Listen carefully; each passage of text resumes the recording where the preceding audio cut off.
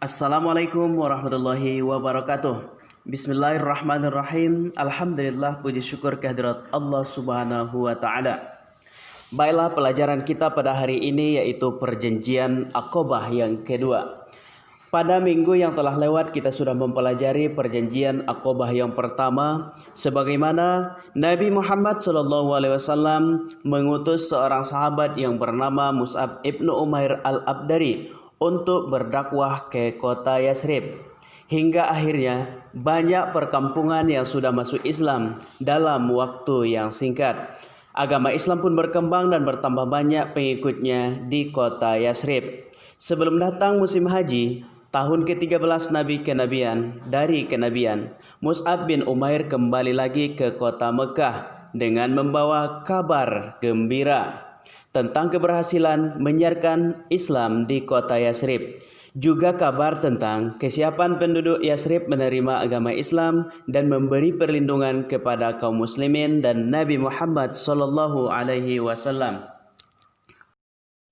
Pada tahun ke-13 setelah kenabian, juga pada musim haji, datang lagi rombongan daripada kota Yasrib yang jumlahnya lebih besar dari yang pertama. Mereka datang untuk tujuan melaksanakan ibadah haji. Adapun jumlah mereka sekitar 73 orang. Mereka bertemu dengan Nabi Muhammad SAW dan menyampaikan pesan penduduk Yasrib kepada Nabi Muhammad SAW.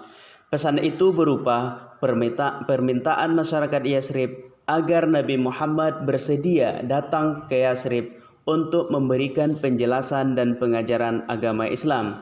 Pada pertemuan ini dikenal dengan perjanjian Aqabah yang kedua. Adapun isi daripada perjanjian Aqabah yang kedua yang disampaikan oleh Nabi Muhammad SAW, yang pertama yaitu mendengar dan selalu setia dan taat dalam keadaan suka maupun duka, bahagia juga sengsara, dalam apa-apa yang mereka sukai ataupun benci.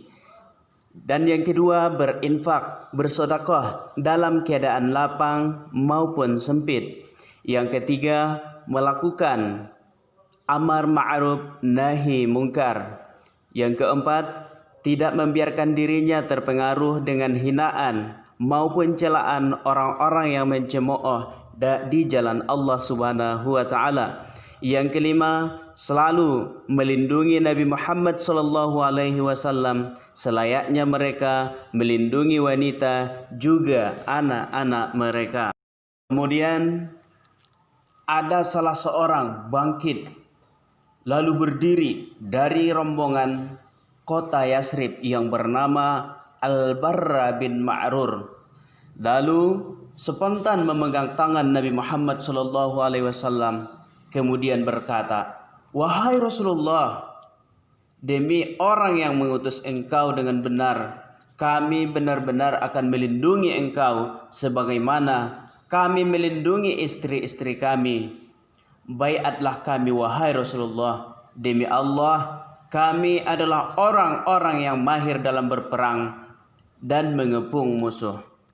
Lalu kemudian bangkit lagi yang bernama Abul Haisam bin At-Tayhan ikut berkata kepada Rasulullah, "Sesungguhnya antara kami dan orang-orang selain kami, yaitu Yahudi, ada hubungan persahabatan. Apabila kami memutuskan hubungan ini dengan mereka, apakah ada kemungkinan jika Allah memenangkan engkau, lalu engkau pergi meninggalkan kami?" Rasulullah SAW pun tersenyum, lalu bersabda, "Darah dengan darah, kematian dengan kematian. Aku adalah bagian dari kalian, dan kalian adalah bagian dari diriku. Aku akan memerangi siapapun yang memerangi kalian, dan aku akan berdamai dengan siapapun yang berdamai dengan kalian." Lalu setelah proses baiat itu selesai, Rasulullah SAW pun menunjuk 12 orang agar menjadi pemimpin ataupun pemuka bagi kaumnya masing-masing. Mereka ini harapan Rasulullah SAW bisa menjadi pemimpin bagi kaumnya dan bertanggung jawab terhadap mereka. Di antara mereka itu ada yang dari Bani Khazraj dan 3 orang dari Bani Aus. Mereka itu antara lain sebagai berikut. Yang pertama, As'ad bin Zurarah bin Ad, Sa'ad bin Ar-Rabi' bin Amr, Abdullah bin Ruahah bin Sa'labah, Rafi' bin Malik bin Al-Ajlan, Al-Barra' bin Ma'rur bin Sahar, Abdullah bin Amr bin Haram, Ubadah bin As-Samit bin Qais, Sa'ad bin Ubadah bin Dulaim, Al-Munzir bin Amr bin Khunais, Usaid bin Khudair bin Samma', Sa'ad bin Khusaysamah bin Al-Haris, Rifa'ah bin Abdul Munzir bin Suhair. Lalu Rasulullah SAW pun bersabda kepada mereka, "Kalian semua adalah orang-orang yang bertanggung jawab terhadap kaum kalian, terhadap keadaan mereka, sebagaimana yang telah dilakukan oleh kaum Al-Hawariyun terhadap Nabi Isa bin Maryam." Maka mereka pun menjawab, "Baik ya Rasulullah."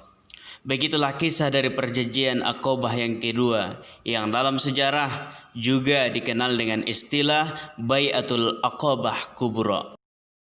Setelah berhasil membuat perjanjian Aqabah pertama dan kedua, Rasulullah Shallallahu Alaihi Wasallam pun berusaha mempersatukan dalam persaudaraan di antara kaum Muhajirin dan Al-Ansar. Kita semua sudah paham bahwa selama ini bangsa Arab jarang sekali membangun persaudaraan dengan suku-suku lain, apalagi persaudaraan dalam kebaikan dan kebenaran.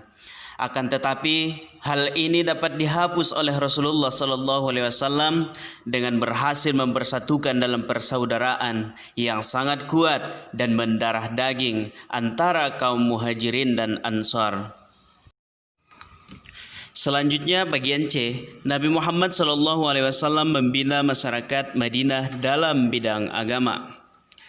Setelah Nabi Muhammad dan kaum muslimin datang ke kota Madinah, mereka segera berusaha membangun landasan-landasan utama bagi terbentuknya sebuah masyarakat negara yang baru. Landasan yang paling utama bagi sebuah negara adalah keimanan atau akidah yang kuat. Landasan agama inilah yang menjadikan Rasulullah membangun tempat ibadah sebagai pusat aktivitas bagi kaum Muhajirin dan Ansar, yaitu membangun masjid. Pada masa Nabi Muhammad SAW, masjid digunakan sebagai pusat kegiatan.